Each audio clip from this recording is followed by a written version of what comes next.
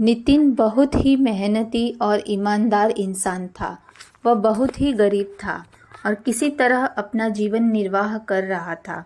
उसका सपना था कि वह मेहनत करके ढेर सारे पैसे कमाए और अपना जीवन यापन अच्छी तरह से कर सके। उसका एक और सपना था कि एक दिन वह अपने पैसे से एक नई कार खरीदेगा।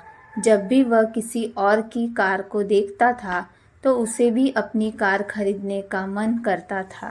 समय ऐसे ही बीतता गया। कुछ साल बाद उसकी एक बड़ी कंपनी में अच्छी नौकरी लग गई। नौकरी लगने के बाद उसका घर परिवार ठीक ठाक चल रहा था।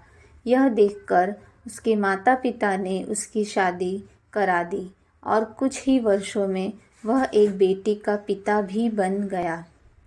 सब कुछ ठीक चल रहा था, फिर भी उसका एक सपना उसे खटकता रहता था कि उसे खुद की एक नई कार खरीदनी है।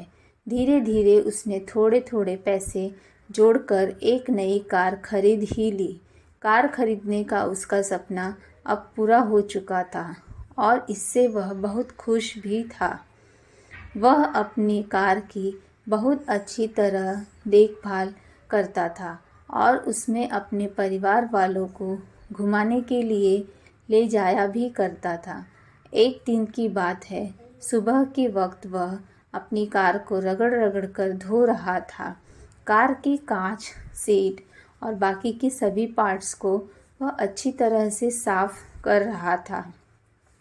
उसकी बेटी, जो कि अब 5 वर्ष की हो चुकी थी, वह भी उसके साथ ही थी।